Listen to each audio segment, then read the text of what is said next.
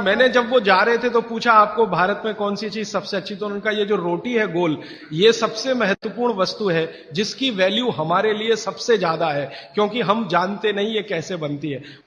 इसका मतलब है दुनिया के दूसरे देशों को नसीब नहीं है। तो आप समझ लीजिए कि आपके पास कितनी वैल्यूएबल चीज है गरम रोटी, और उसको आप छोड़कर ठंडी करके खाएं, तो ये आपका दुर्भाग्य है, सौभाग्य नहीं। मैंने एक सिंपल कैलकुलेशन किया था कि पाव रोटी बनने के बाद और खाने तक 90 दिन निकल जाते। हमारे आयुर्वेद शास्त्र में बागभट्ट जी कहते हैं कि पिसा हुआ आटा, वो ये कहते हैं कि 15 दिन से ज्यादा पुराना कभी भी मत खाना।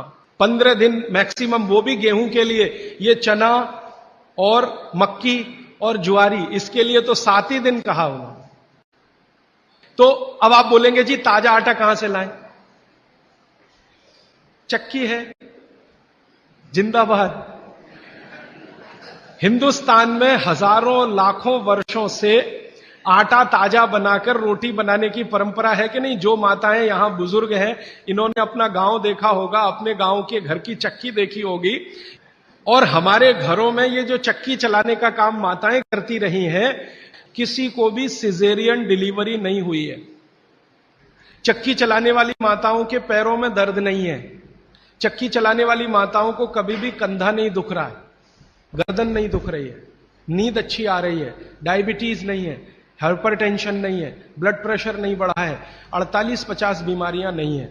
और जो माताएं पिसा हुआ आटा ला रही हैं, कैप्टन कुक, आईटीसी का, उनके घरों में डायबिटीज भी है, अर्थराइटिस भी है, हाइपरटेंशन भी है, ये भी है वो। हम जब चक्की चलाते हैं तो एक दिन चला के देखिए तो आपको समझ में आए, सबसे ज्यादा दबाव पेट पे पड़ता है। और मां के पेट में एक एक्स्ट्रा ऑर्गन है जो पिता के पेट में नहीं है, जिसको गर्भाशय कहते हैं। और गर्भाशय के बारे में आयुर्वेद के सारे रिसर्च और आधुनिक विज्ञान के सारे रिसर्च ये कहते हैं कि ये गर्भाशय के आसपास के एरिया में जितना हलन चलन हो उतनी इसकी फ्लेक्सिबिलिटी है। फ्लेक्सिबिलिटी माने मुलायमियत। ये हमारे गर्भाशय का सबसे बड़ा गुण है। तब मेरे समझ में आया कि जो माताएं नियमित रूप से चक्की चला रही हैं उनको सिजेरियन डिलीवरी नहीं हो रही है, क्योंकि गर्भाशय की इलास्टिसिटी मेंटेन है, तो आसानी से बच्चा बाहर आ रहा है बिना किसी ऑपरेशन के। तब मुझे ध्यान आया कि हमारी जो पुरानी माताएं हैं उनके 8-8, 10-10 बच्चे होते थे, कभी सुना नहीं कि सिजेरियन। वो दाई आती थी गांव की, जो एमबीबीएस नहीं है, एमडी नहीं है, एमएस नहीं है, और बच्चे करा के चली जाती थी, ऐसे ही जैसे दाल पका के कोई चला गया या चावल पका के कोई चला गया। हां, ऐसे होता है।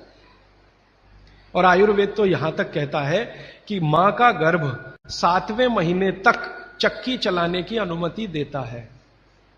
मां को 7वें महीने तक चक्की चलवाई जा सकती है, 8वें महीने में नहीं, फिर उसको बंद कर देना अच्छा है। और उतने 7 महीने की चक्की आपके लिए पर्याप्त है कि वो बच्चा बिना सीजर के हो।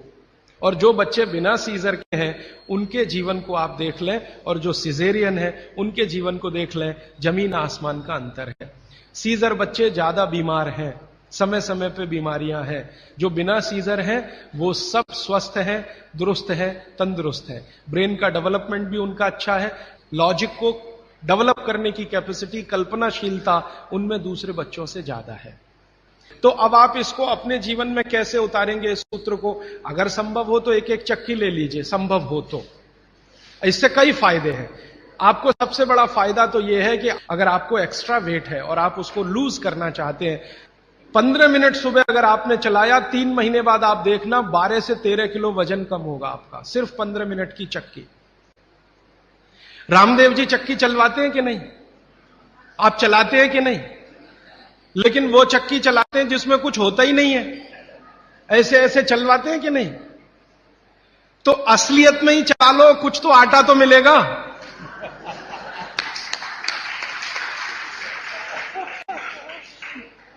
कम से कम आटा तो निकलेगा, बाई प्रोडक्ट। यहां तो कुछ निकल ही नहीं रहा है, बस ऐसे ऐसे चल रहा है। अब आप बोलेंगे जी चक्की कहां मिलेगी? चक्की अभी भी मिल रही है, यहीं चेन्नई में मिलेगी। पत्थर बनाने वाले बहुत लोग इस देश में हैं जो अभी भी ये काम कर रहे हैं, लेकिन वो रो रहे हैं कि राजीव भाई ये कोई खरीदता नहीं, हम क्या करें, हमारा सिलबट्टा भी कोई खरीदता नहीं, चक्की भी कोई। तो मैंने संकल्प लिया है कि मैं बिकवाऊंगा आपकी चक्की। हाँ, और मैं उनका फोकट का मार्केटिंग मैनेजर हूं। वो मुझे कुछ एक पैसा नहीं देते, लेकिन मैं उनके लिए मार्केट बनाने के काम में लगा हुआ हूं। ये मार्केट बनाने में भागवत जी की बड़ी मदद मिल रही है। और मैं आपको एक बहुत गहरी बात कहने आया, वो माताओं बहनों को विशेष रूप से।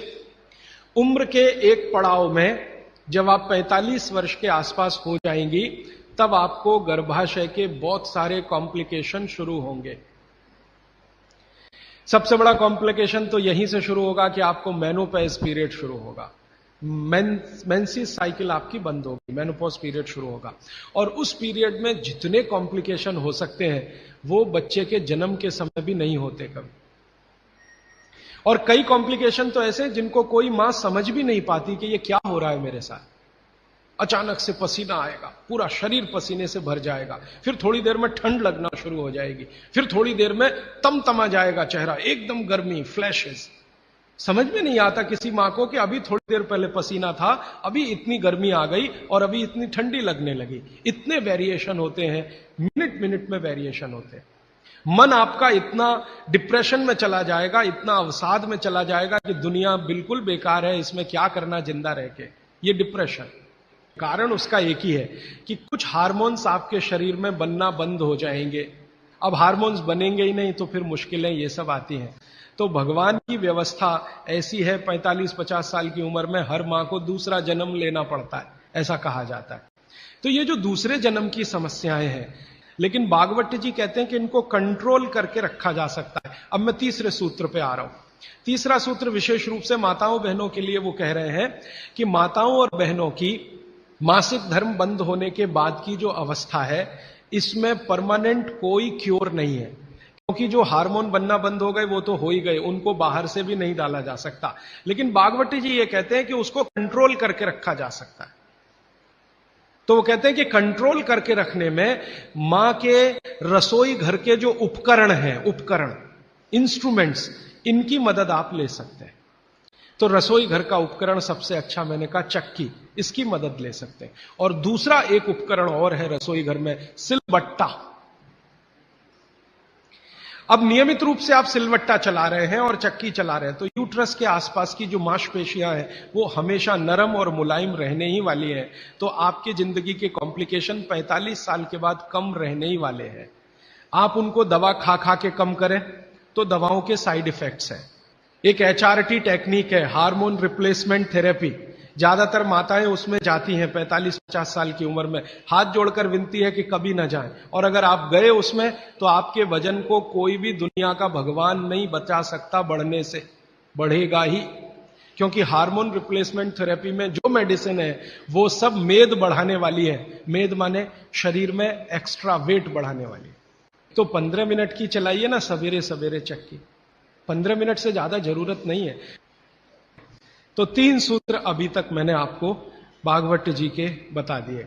और इन 3 सूत्रों में एक छोटी सी जानकारी और, कि आप पुरुष भी चाहें तो जिनको पेट अगर बढ़ा हुआ है और आप चाहते हैं कि ये कम हो, तो आप भी 15 मिनट चक्की चला सकते हैं सुबह सुबह। आप भी चाहें तो सिलबट्टे पे चटनी बना सकते हैं। अगर आपने भी चक्की चलाई और सिलबट्टे पे चटनी बनाई तो आपकी चटनी तो बनेगी ही और आटा तो पिसेगा ही। आपका जो पेट है ये अंदर चला जाएगा, जो आपको किसी भी जिम्नेजियम की मदद से नहीं जाएगा। मैं आपको इस बात की गारंटी देता हूं, स्टाम्प पेपर पर आप लिखवा लीजिए मुझसे, 1000 रुपए का हो या लाख रुपए का स्टाम्प पेपर। दुनिया का हर एक डॉक्टर इस बात से सहमत है, वो बोलता नहीं, बात अलग है, कि जिम्नेजियम में जाकर कभी भी किसी का पेट अंदर जाता नहीं। और थोड़े दिन के लिए गया और आपने जाना बंद किया तो ज्यादा बाहर आता है। जिम्नेजियम की सभी मशीनें ज्यादा स्पीड वाली हैं और चक्की और सिलबट्टा ये स्पीड कम है, धीरे धीरे धीरे धीरे।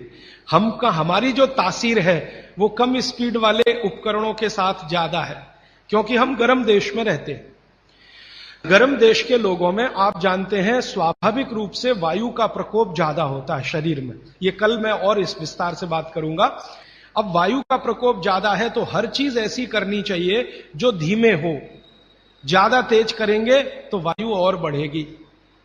इसलिए यहां के जो डांस है ना, उनके स्टेप्स, जैसे भरतनाट्यम, जैसे कथक, कथकली, ओडिसी, कुचिपुड़ी, ये सब डांस के स्टेप आप देखो स्लो है। ज्यादा ठंड के देशों में क्या होगा कि वायु बिल्कुल उल्टी स्थिति में होती है, बहुत ही कम होती है शरीर में, और पित्त और कफ बहुत बढ़े हुए होते हैं। हमारे यहां आजकल एक फैशन आया, मॉर्निंग में दौड़ो। दौड़ना नहीं है, चलना है। चलने और दौड़ने में अंतर आप समझते हैं। दौड़ने में ऊर्जा बहुत शरीर की, गर्मी बहुत शरीर की बढ़ेगी और वात को बढ़ाएगी। वात बढ़ेगा तो ये घुटने बहुत जल्दी आपके थकेंगे। आप देख लो, जितने हिंदुस्तान के रनर है ना, रनर 100 मीटर दौड़ने वाले, 200 मीटर, 35 साल के बाद किसी के घुटने काम नहीं करते, सब बैठ गए।